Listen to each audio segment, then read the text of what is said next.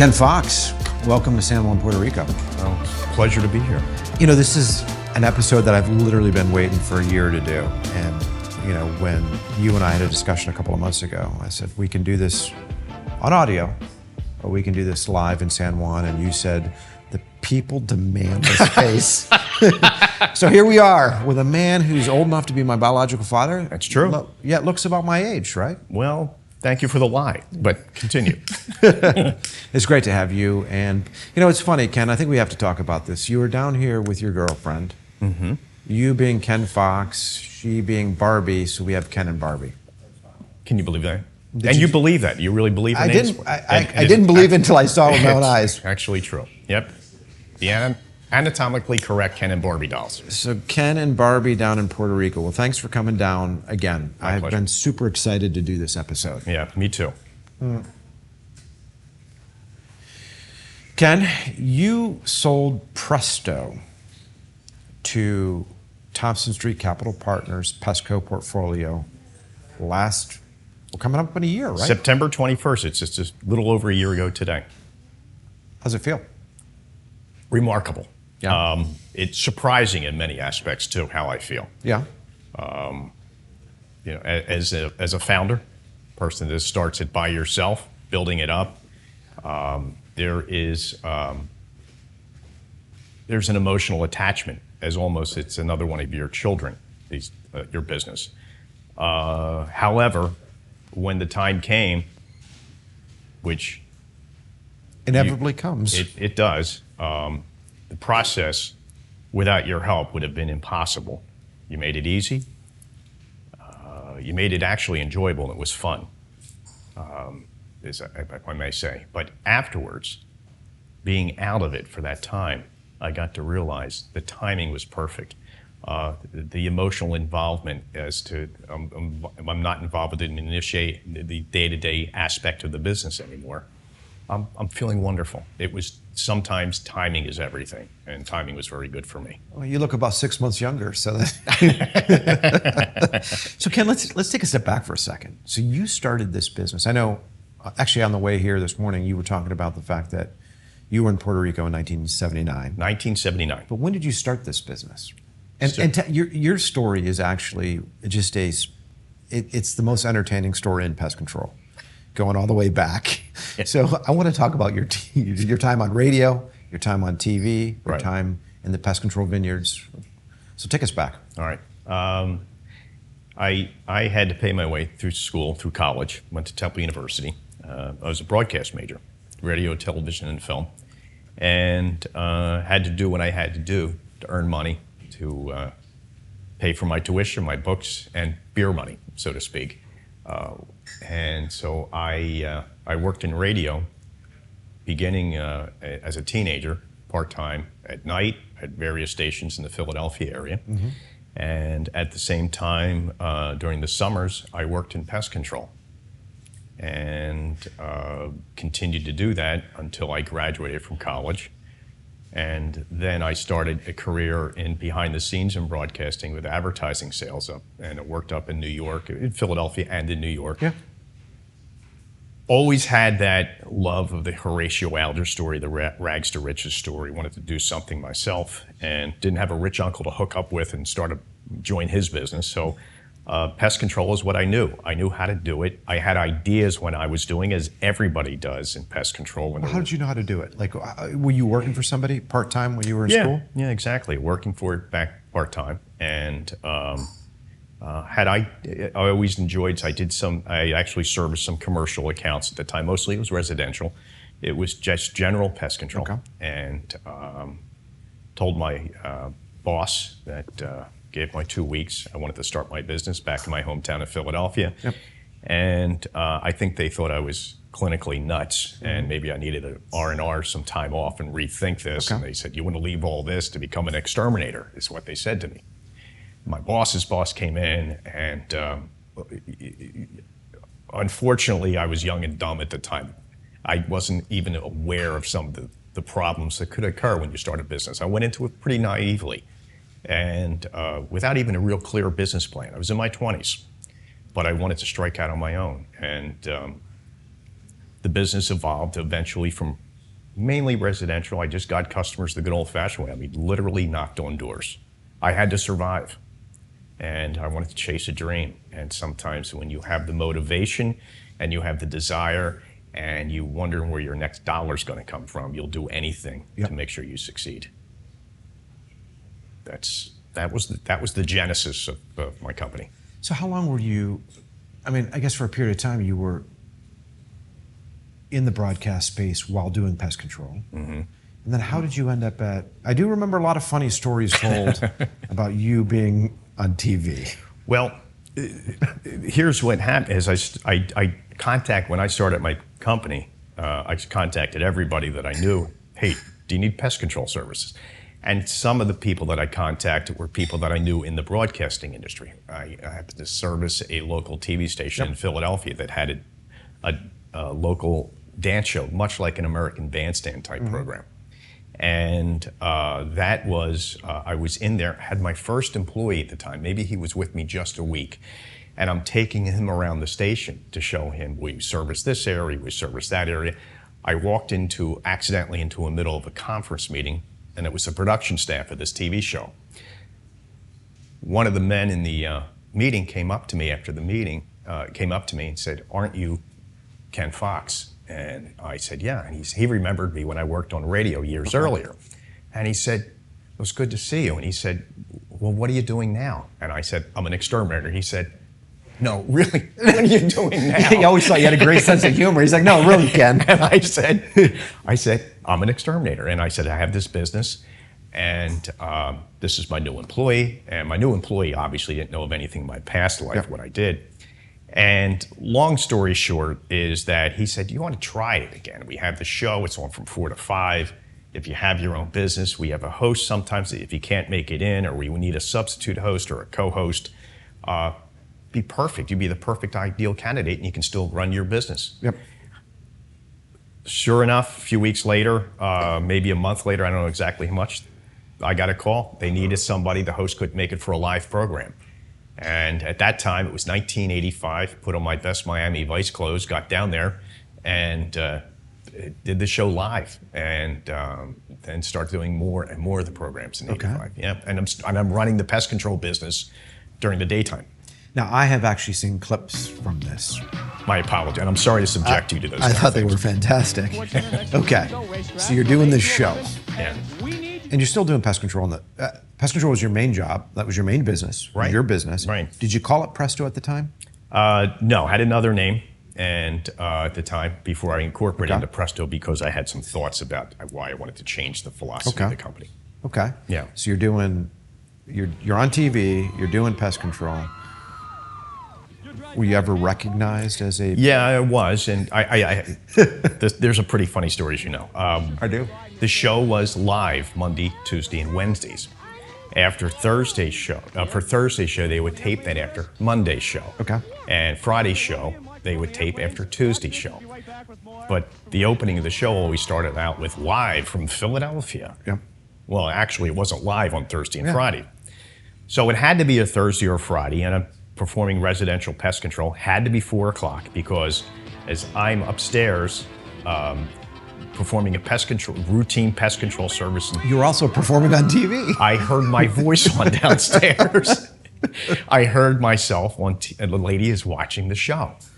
And I could hear her coming up the steps. And I'm going, oh boy, here we go. And she has her hands on her hips, and I'm spraying underneath her bed and looking underneath there. And she said, I see her, and I felt like going, yeah, it's me. I'm a famous TV star too. And she said, what did you say your name was? And I said, Ken. And she said, Ken what? And I said, Ken Fox. And I was about ready to say, yeah, that's me. But she said, you got to see this. And she grabs me by the arm. I went downstairs, watching the TV set, and she says to me, look at that guy. Not only does he have the same name as you, he looks exactly like you, and he sounds like you. And I went, oh man, and I thought, this woman's gonna hit me over the head with a lamp if I now say it's me. And I said, yeah, I hear that all the time. And I said, I can see the resemblance. Did she not make the connection because of how much weight the camera puts on a person? Possibly, yeah, possibly. I'm much more better looking in person, as you can see. That's what I would imagine Ken Fox to say. Like, the TV didn't do you justice. So how long did you do that whole on Philadelphia Live? It was a short stint? Short stint in 1985, but it was just kind of funny. But I realized then is that no matter what, I was working again for somebody else. And it wasn't, I was starting to change the emphasis ever so slightly, getting away from more of the residential and concentrating more on the commercial sector. And I really wanted to chase that dream. I want to talk about how you took that business from you and your helper and your part-time broadcast program to, the origin, or the genesis, I should say, of Presto. So how did this all happen? That's why I changed the name of the business of Presto. And I think we all can relate. You call a service provider, whether it's residential or commercial, and you have this, you make a service call. You may not get a call back till the next day, and they can make it out a week later. And they're lucky if they show up on the appointed time. Obviously people want good quality service, and they're willing to pay a price for it if it's a good value. But people want things done right away. And in pest control, the phone doesn't ring because they want to say hello to you. They've got a problem they want it solved like that. So I thought Presto is a good name. It signifies what we're about. I had a philosophy that every phone call, every email, every message will be returned in under an hour. Regardless, it's going to be returned. And I had a slogan in my office. A play turning the old expression upside down, saying the only thing that come to those who wait is stuff that nobody else wanted. And people want it now, and that alone is part of the foundation of Presto, giving good, fast, quick service. I like to use humor in everyday life because that's me. Not everybody has to be a comedian, but I also believe in being a realness with your customers. Give that polite, deferential service, but let the real you come through too while you're servicing it. You don't have to be a robot. Enjoy what you're doing when you're out there every day, because when the time comes and we go to the great beyond, it's not going to have your name and real nice guy. It's going to have your name and your occupation after it almost all the time. So that defines who you are, your occupation, your career. And I thought, well, if that's the way I'm going to go, I'm going to make sure that I do the best I can during that time. It's at least a third of your life you're spending in a career. So how did you, as you grew that business, how did you have everyone live up to that whole Presto mantra, which is we're back in an hour, like calls, emails, whatever, we're back to our clients? I hired people that most people wouldn't think of hiring. How? Presto had people that were assistant school principals, district managers of restaurants that made darn good salaries, people that were retired health inspectors, people that I could use their resources to be out there on the job. I also made sure that we had no sales. We had growth some years of 30% or more, 40% in some years. But what we did was the whole idea that we had not one salesperson ever in the company. And we had phenomenal growth. But the way we did it is that we built the business exactly the way I did it when I was by myself or just a few employees. What I would do is that suppose I have an employee hired.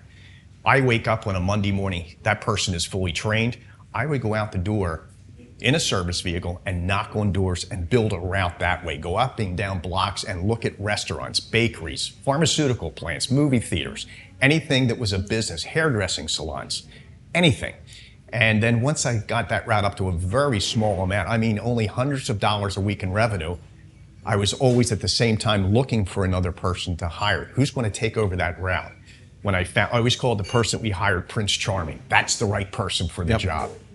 You can train anybody to become a good pest control person, but you can't train a person what kind of a person to be.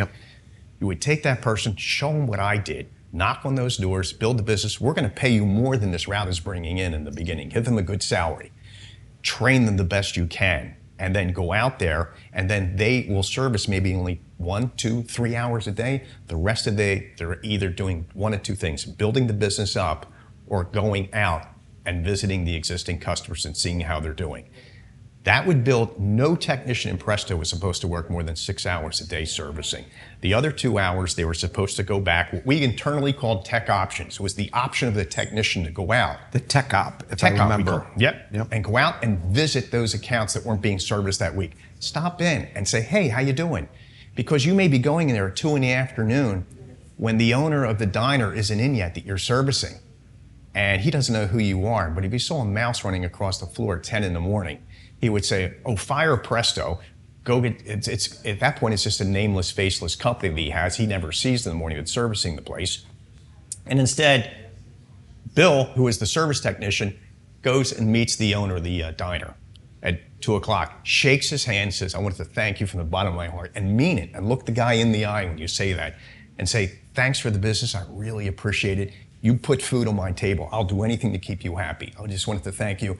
And while I'm here, let me check some things out, make sure everything is okay. So I need to break this down for a second because you said a lot.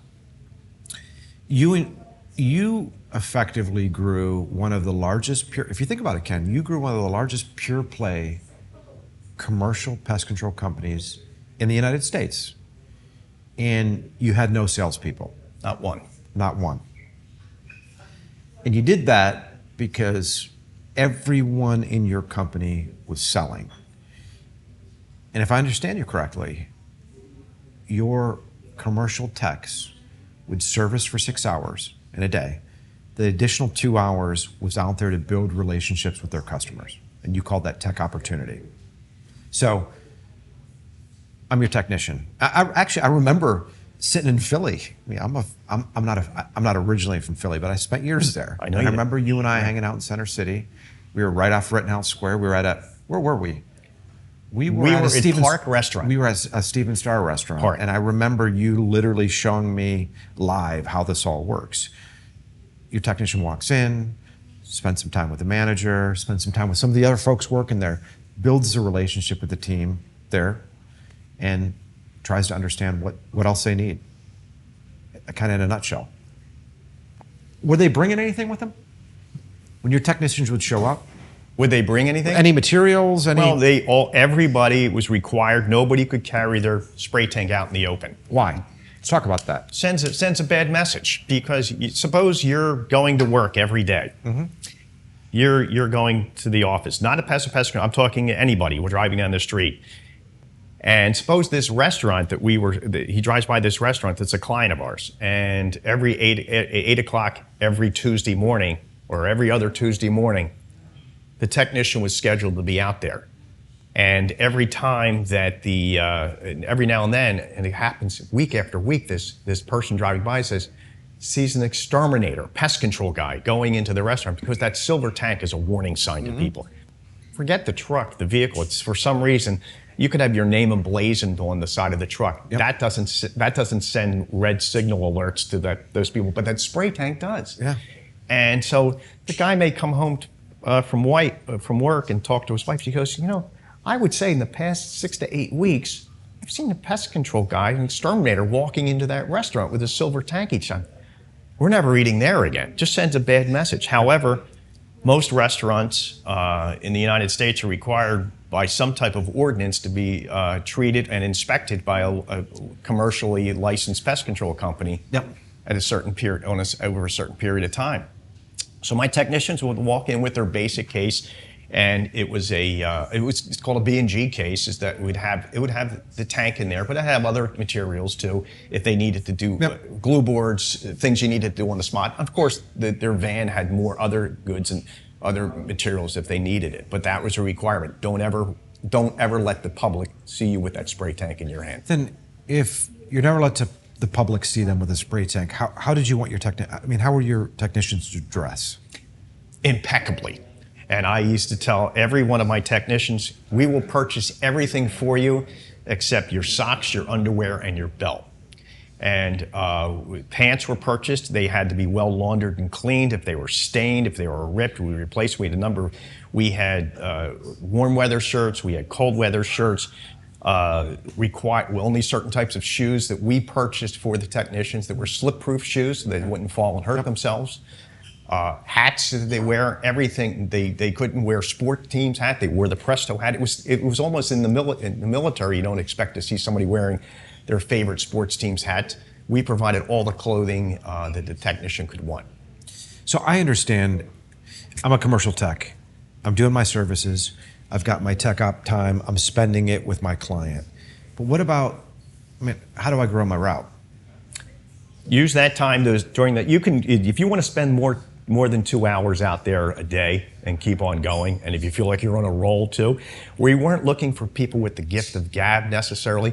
We wanted people that were real again. Nothing, when that person, that technician came to the door, he would have a basic handout marketing piece, would try to get in there and just say, let me give you a free proposal. Do you have any issues you'd like to talk about? I'd love to have your business. Just speak from the heart. But how does that work? So I'm a technician and I've got my route. I want to grow it. I want to make more money. So I walk into a place across the street. What do I say? Say I was working. Just say I was working. Tell them where you were working, why you're there, and be aware. This technician now has been working for a full day. Yep. He's not dressed in a Fortune 500 type suit. He looks like he's been working. He's a little dirty. Yep. That doesn't turn people off. When somebody sees somebody out there that their hair's impeccable, they're dressed to the nines, and they're selling pest control, that doesn't compute. And the person that's being approached might just keep saying to himself, just say no, just say no, just say no. But really, this is like if the plumber came to your door and said, hey, I was down the street, here's a flyer. If you ever have a clogged drain or something, give me a call. This will work in any service business when you think about it. Ours is a recurring revenue business model. So this technician, there wasn't that wall that was put up right away. We provided a tremendous commission structure for the technicians too, if they got that customer.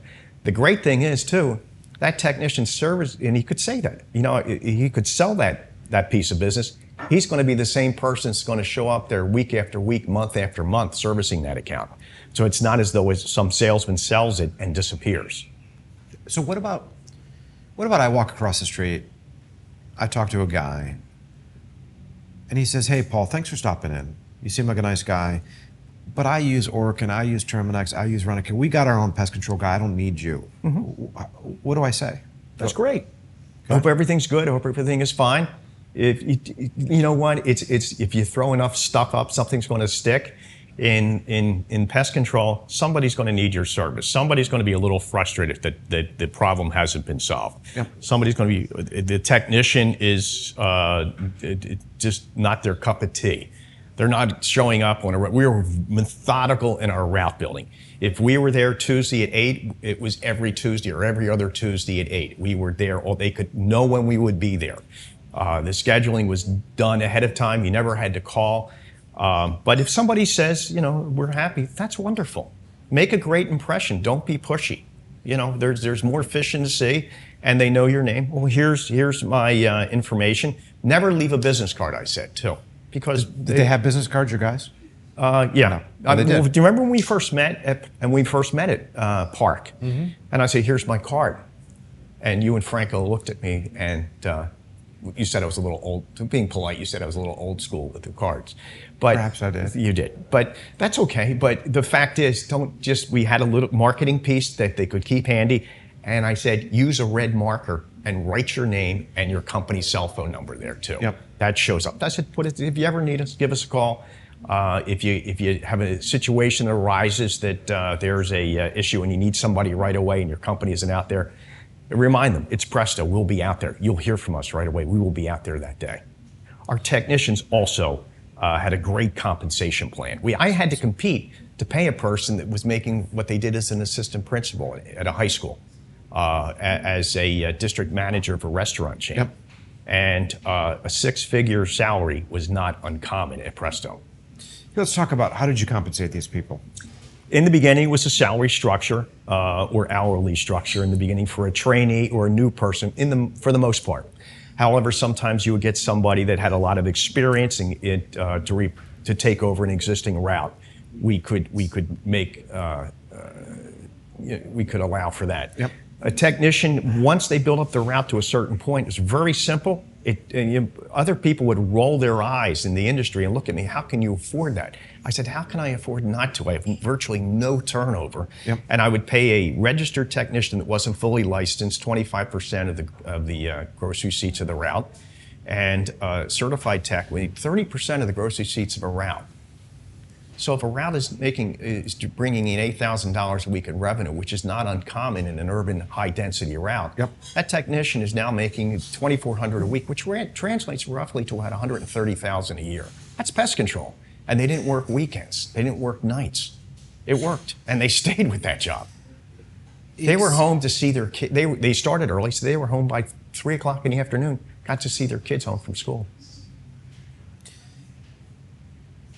Your technicians had a great lifestyle, but if I recall, you being the business owner, it wasn't always no weekends and no nights. I want to talk about that over time. Yeah, it's not handed to you. You know? Let's talk about how that went. Well, they talk about you can have it all. Well, that's probably maybe true for some people. For me, it wasn't.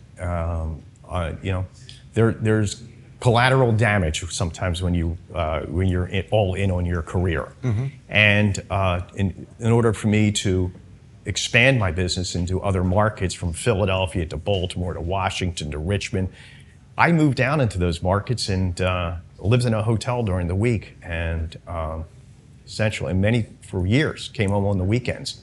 I was out there in a service vehicle. When I started a new market, I would drive into Richmond with not a customer. And I did the same process all over again. Yeah. And my biggest failure in my life is, and it's not all. We're here to expose everything, warts and all. And I went through 2 divorces, and I come from a family that's never had a divorce. Cousins, and I come from a very close. You like family. To be first in your family, apparently. Oh yeah. I wanted to be first on in a lot of cases. That wasn't it. But it is what it is. Yep. And those are some of the collateral damages that occur. So you got married. Your first marriage, you were quite young. You and you're 23, is that right? Do I remember? I was that 11 right? when I first. I had a tricycle with the pest control. But you were in your early 20s, right? Yes, That's when you got married. So you got married. How long after you got married before you had children? I was 26, 27 when my daughter was born. And this is while in the early years of Presto. That was when we were still located in Philadelphia. That was it. But but then again, I can go back, and I'm sure a lot of other business owners, and not just in pest control. I remember working on Thanksgivings because, hey, businesses are closed. I can go in there. Back then, fogging was big. I can get in there and do work that I normally can't get done. Yeah. I was all in, and I had a nickname that my uncle gave to me when I was a child was Kenny Overdo It. And I think you know what I'm talking about. I do. But if I can't beat them with my intelligence, and maybe I can beat them with my grit, and it does work. Yeah. And boy, oh boy, you get smarter as you keep going on too. While everybody else is falling to the wayside, you keep going, and you learn these things. You learn, hey, I did this wrong. This works. You get better as you get sharper as you go along. And it was fun. Yeah. It was fun. I enjoyed going out into the arena every day. I really did. That's one thing I do miss still, the day-to-day. So that took its toll, you being on the road, mm-hmm. you being always on. Always in. Something's got to give. Yeah. So in the early years for you, that put stress on your marriage. Mm-hmm. Yeah, it did. And I'm certainly not the only person to go through that, but it became a diversion from my marriage, I guess is the best way to put it. Yeah. And it is what it is at this point. I'm 66 now, so I start looking back on my life, and those are, would I've done things differently? I don't know. But you had 2 children, right? First marriage, correct. First marriage. And then I call them the little guys because I see you're in your 60s. You've got a 21-year-old daughter. And Natalie just turned 22. 22. Okay, Yeah. she's getting old, Ken. Like, I guess it's another year now. I know, yeah. She's 22, and your son was 18. So is he 19 now? He's 18. Okay. Yeah, Eric is 18, yeah. And you now are, I mean, you're like the greatest father ever. I mean, you spend a ton of time with these kids. Yeah. You, I love my children, yeah. You're going to temple, visiting your daughter, embarrassing her in front of her friends. Same thing with your son. Yep. Yes. Yep. My son is going to college and also is a student pilot because he wants to become a pilot. That's right. I remember you were saying that. And I may not be there with them now, but we talk, if not a couple times a day, but we do talk daily, and get to see them as much as I can. On the road to you seeing them as much as you can, it was 2020, you and I met. You're running a commercial business, which is a really shitty business to be running in the depths of COVID, especially when they close everything, right? So what happened in March of 2020? What was going through your mind? Is that when you really ramped up the drug usage, or what? Yeah, Wow, well, tell yes, us about that. Called Scarface, and I said, bring more supplies in. But you know what? You know the old expression when, sorry about that. When life hands you a lemon, you make lemonade. Yep. And my organization grew quite large. I had managers, regional managers, so we literally shut down. Even though people still showed up at the office, they had no place to go. They had to come in, and we shut down literally for 1 or 2 days. Then we said, we have large scale commercial accounts. We started operations right away. That within Tuesday afternoon, we're back. Maybe Monday morning, well, let's put a pause on everything and rethink. Well, we kept rethinking as we start reopening. Every organization has its go-getters, the people that just make everything work smoothly. Yep. And then you have the cancer in the locker room type of mentality. And every business knows it. And you try your best and do your best hiring. Yep. And hockey has, are you familiar with the plus minus? No. In hockey? No. Hockey rates each of its players this way, is that when an individual player is on the ice, does that team score more goals or do they give up more goals? And I just love that. It brings it down to, does that person a positive or a negative to the organization? So we had an opportunity. I always overemployed too. That was more boots on the street, the more business we got. That's the way we worked. And had conversations with the managers, and as we were bringing people back off from layoff. I mean, this was before the first week is up. There was already managers are saying, I want these 2 guys right away, back right away. I want these guys. And I said, well, who don't you want back? And the names came out, and probably about 1/3 of the workforce, we found out not only could we operate without those people, we operated much more efficiently, and the compensation plan for the people in the field was based upon what you produced in the field. Yeah. Suddenly, their incomes zoomed. We didn't have the people that were slowing down the organization. And what we found, and as you saw the numbers, we always made a profit. But that wasn't my key goal. My key goal all along was grow, baby, grow. This is great. We're taking on the big boys and beating them all the time. Now we found an organization that was extremely profitable. We only had the team players on board, and we were making a phenomenal profit.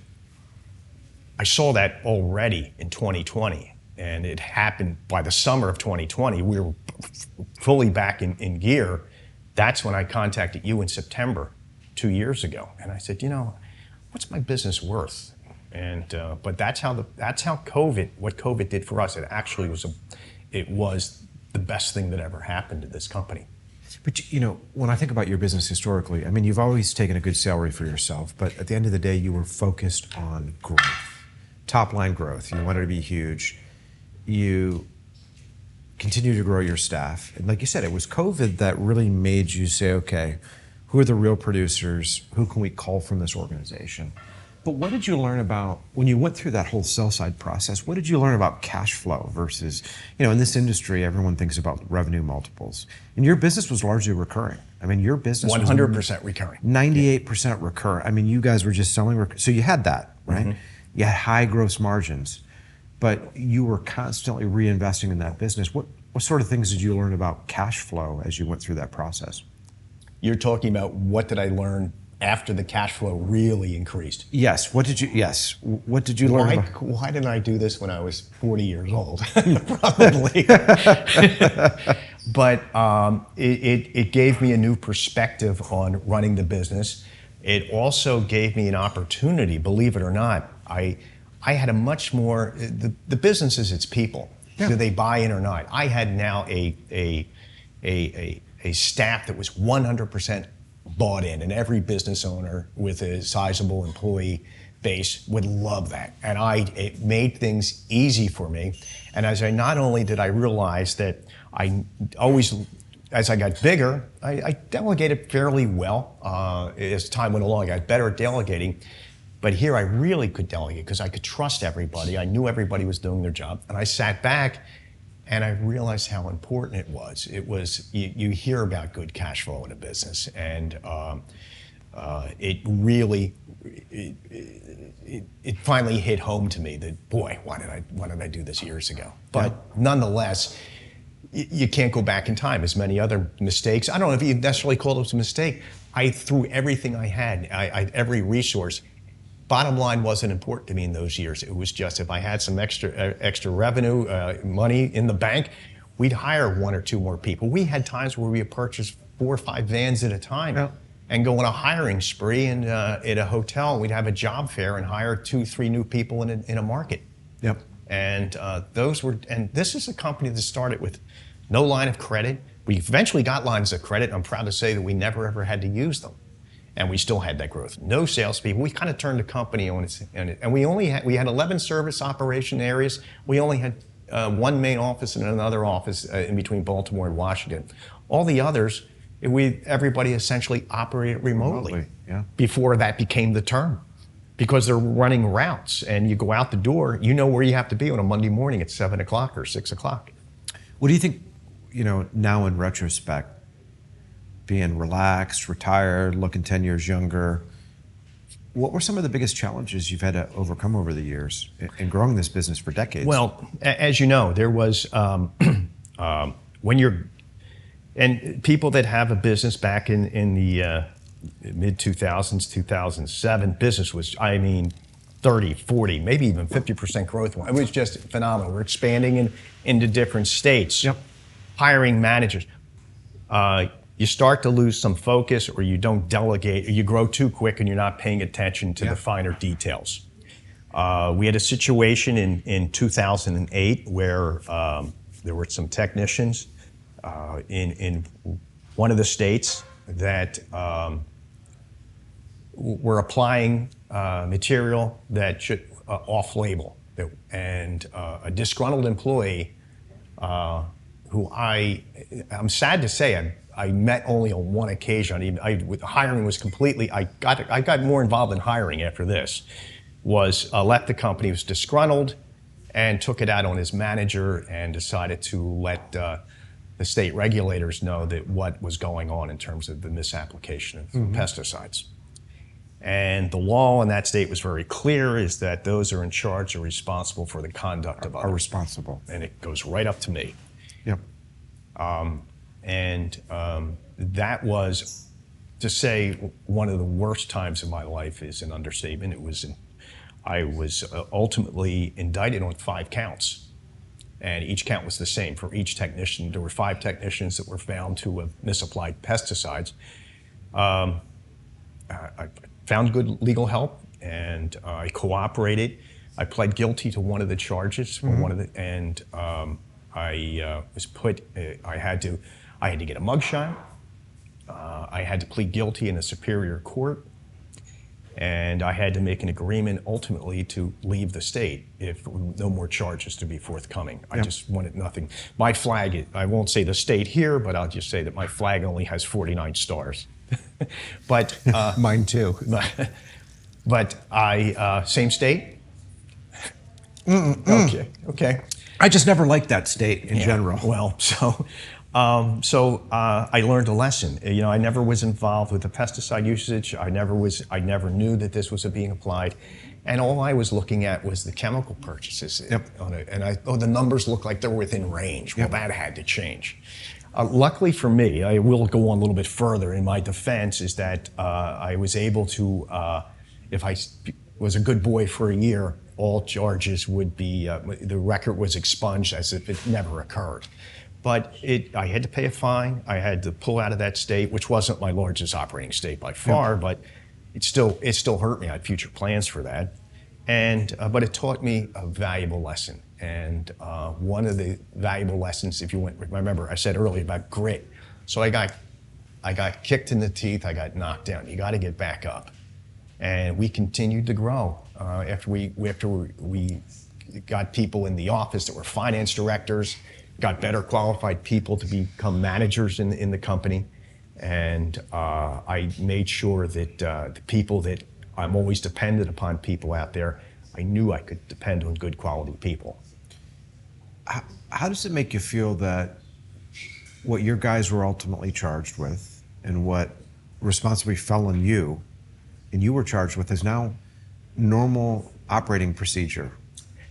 Now, everything that they did before is now a standard way to do business. Now it's okay. You know what? I guess if somebody was arrested for marijuana possession in Colorado, right? Exactly. 10 years ago or 15 years ago, whenever before it changed, that's just the way it goes. I can't even cry about that. Do you remember the old expression? Is that I told you many times? Love one. Yes. Trust few, always paddle your own canoe. Yes. And that's the way you should run your business. And at the end of the day, I think that's a good way to run your own business too, regardless of your profession too, whether you're an employee or an owner or a professor at school or a doctor, a lawyer, or you're a pest control operator. I think that's just a good way to run your business. How did you learn to do what I think is very difficult for many owners, which is to delegate effectively? You worded that exactly right. How does an owner learn to delegate, and how does an owner learn then to delegate effectively? It's a two-step learn. Yeah. That situation I had in that state was a two-step learning process. I delegated, but I didn't delegate effectively. That's on me. But how did you learn to do that over time? Because you're definitely, you want to be in control. You want to be in control. Like, I remember working with you, and one of the things that the Mexican liked about you, he's like, Ken's super old, but he's always on, just like me, right? Where is he? There he is. Get that Mexican over here. He's like, Ken's super old, but he's always on. Franco, look at this. This is you in 30 years. Dude, that's him in 5 years. Scary. The way now, and they give me the truth serum to keep drinking. Cheers, by the way. Cheers, man. Great to see you down here, Ken. I'm so happy you guys make it.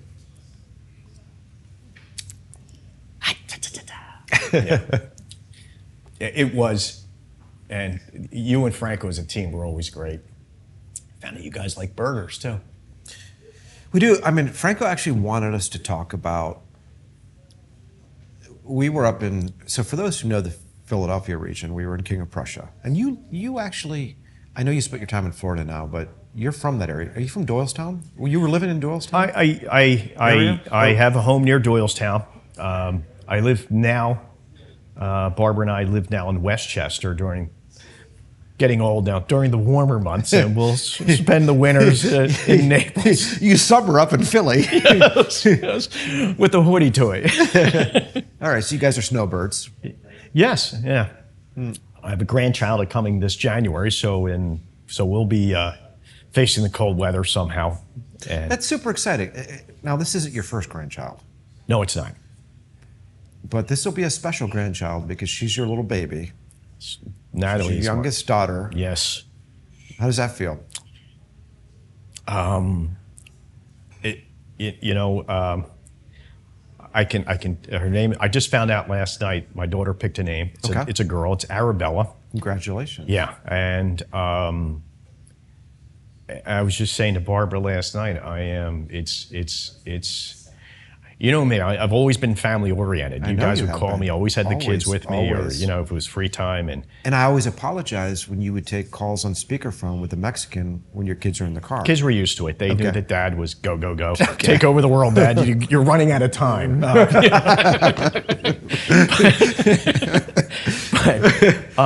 And I don't want to get too emotional here because family is, and my mom and dad are still. My dad, God bless him, he's going to be 91. Your parents are better than you, and they're in their 90s. Your mom's what, 89? She's 89. Your father's 91. 91. He'll be 91 And in they December. look like they're 60. They're my heroes, and I actually have said that in cars. They're my heroes. Yeah. They have stayed married. They're still deeply in love. My father is a great husband. My mother is a great wife. Yeah. And they're both great parents. How do you think their sex life is? We'll be right back after this. Thanks, Paul. I wouldn't ask anyone other than Ken Fox that question. You're the only one on the planet I would have said that to. Well, if it's anything like mine, it's fantastic. No, I know you're close to your parents. I know you talked about them throughout. They look super young. They're very active. I know your mom recently had a hip problem. She did. She fell and broke her hip last year. She's a retired registered nurse, and she's now has gotten to MMA fighting. I just want to see if you're listening. But she's doing well. They're both very active. My dad goes to the gym 3 times a week. Yeah. Phenomenal. It talk to them constantly, and they are snowbirds themselves too. They're up in Pennsylvania, and see them a lot, talk to them all the time, and I don't say that term lightly. When this person is here, you try to aspire to them. Very first person I call, when I sold the business last year, I was 65 years old. I'm still afraid of my dad a little bit. Yeah. He raised me right. I want to do right by my parents. I think that's a good thing. As soon as the deal was done, the very first person I call was my father. Second person I call is Barbara. And but I just wanted to let my parents, hey, you did okay. And your boy did all right, Yeah. And thanks for hanging in on those bumps, because when you're a close family, when you go through bumps, everyone feels the pain with you. And another line, I have all these lines. I know. And that's where I come to this line. A line that makes me sick is somebody, if you lost a business, if you lost an account, and they would say, hey, it's not personal, it's business. I hate that line. If your business isn't personal to you, get the hell out of what you're doing. Yeah. Again, like I said earlier, it's 1/3 of your life. I don't make it mean it has to run you emotionally and you're a basket case, but you better care about it. You better not stop thinking about it. Just because it's 5 o'clock, you stop thinking about it. It should be something that goes through your mind. You will really, really get much more sense of an enjoyment, satisfaction, and a sense of fulfillment that what you're doing, no matter what it is, whether you're an owner or whether you're an employee, that is coursing through your veins constantly, that you give a damn about what you do. People will see that and feel that. So if you take a step back, 20 years and look at the Ken Fox of today, I mean, how did everything turn out for you? Family, business, great, everything. Great.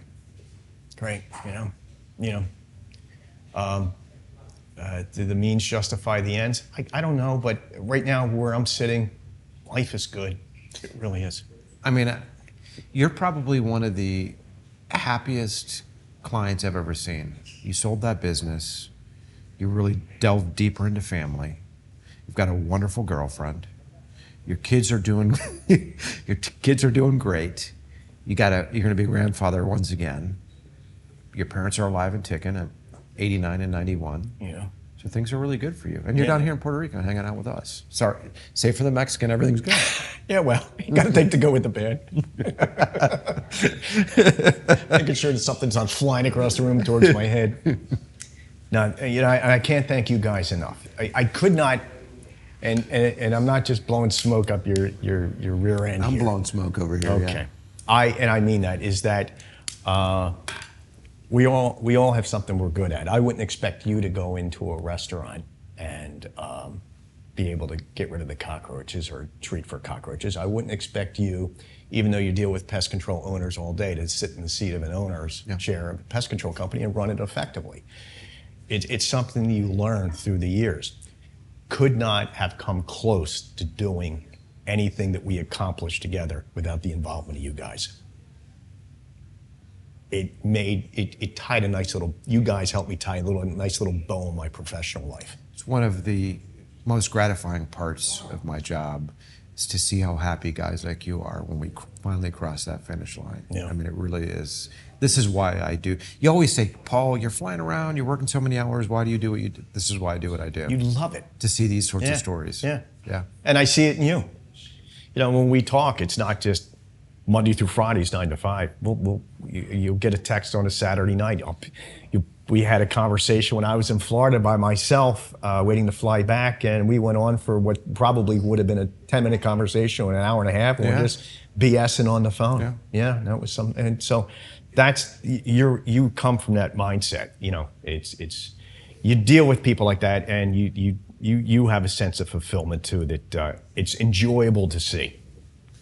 I do what I do to have conversations with guys like you. At the end of the day, to see how these stories play out. And you did it, man. Thank you. In a lot of ways, you're kind of a Shawshank Redemption story because you crawled through a lot of shit over the years to build that business up. Yeah, well, you really did. Yeah. And it's really spectacular, Ken, when you think about it. I mean, you legitimately own one of the largest pure play commercial pest control companies in the country. And when you were crawling under cabinets, doing your part-time broadcasting, I guess you never imagined it, huh? Never in a million years, no. What do you think, I guess in retrospect to all of this, if you were talking to the younger generation, let's say I was the younger version of Ken Fox, not clearly as good looking. Of course, that's a given. Well, what sort of advice would you give me? You know what? I'm doing a commercial pest control business. Would you tell me? Yeah, well, listen. If you remember, when I started my own business, I didn't have a particular fondness for pest control. No. I didn't have a light. The clouds didn't part and said you were the chosen one to kill the cockroaches of the earth. No. I just wanted to start my own business in the beginning. I wanted to make something of myself. I wanted to be in control. I wanted to be that person who could turn around when I'm an old man, and here I am, and say, "Hey, you did it. You made that mark." So my advice would be, is that where you, if you're starting out and where you maybe first land, may not be the place where you absolutely want to be, but make the most of where you're at. It sounds crazy, but force yourself to enjoy it. Get into it. You know, if you really can't do it, then move on to something else. But find something you can kind of stick to for a while. I find that too many people bounce from job to job to job and don't whine. Just enjoy the moments, enjoy the bad stuff because they're learning opportunities. I used to tell my technicians, it's not, if people start whining about a callback. Oh, they said they saw, I gotta go out because they saw a roach and I gotta work an extra half hour. I said, that's not a callback, that's called a second chance. They could have just as easily picked up another phone of another pest control company and say, Presto, you're fired, we're hiring the other pest control company. It's not a callback, it's a second chance. For God's sakes, you know, these people are running a business, and put yourself always in the customer's shoes. Was there ever a point along the way where you were going to quit? Did you ever think about just getting out of this business? No. Were there times that were rough? Yeah. No. But in the beginning, when I didn't have two nickels to rub together, and I'm literally living off a credit card, and it was just me in the beginning. I'm driving a beat-up old Honda Civic with the worst lettering in the world on the side of the vehicle. Yeah. You know, people thought I was nuts. I left a white-collar job and... back in the days when there was Dursban and Diazinon, and you could smell the stuff on you when you came home at night. It was culture shock, and friends that saw me when I was dressed up, looking nice in a suit and tie, coming home and crawling in crawl spaces to kill cockroaches, thought I was, you know, you need a little help, Ken? You're all right. Why are you doing this? And it's grit will overcome anything. I grew up I don't want to say in the streets of Northeast Philly. I had an okay upbringing in the city. I certainly, by any means, wasn't rich, by any means, working class. But I was always on the smaller side as a kid. Puberty hit me much later than most. I think I was 42. But my point being is that Kenny overdo it, so I had to overcompensate. And you get in a lot of scraps, especially when you're a boy in the city, and I won a lot of fights that I really lost. And what I mean by that is you get in scrapes when you're a boy, 10, 11, 12 years old, 13 years old, and you have to assert yourself. And people that live in the city understand that.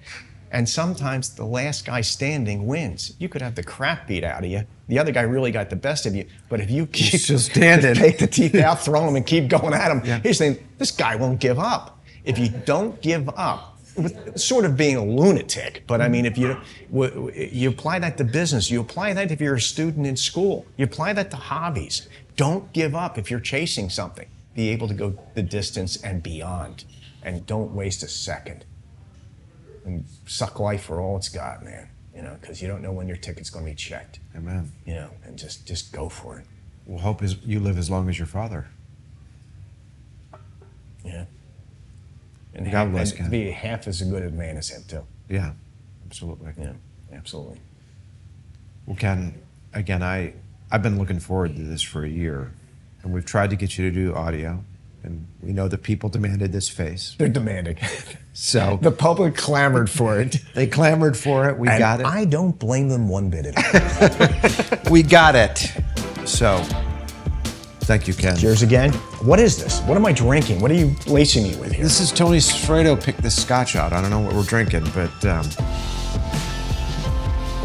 I guess that's a wrap on the Ken Fox session. Okay, my pleasure. It's been fun. Awesome. I really appreciate it.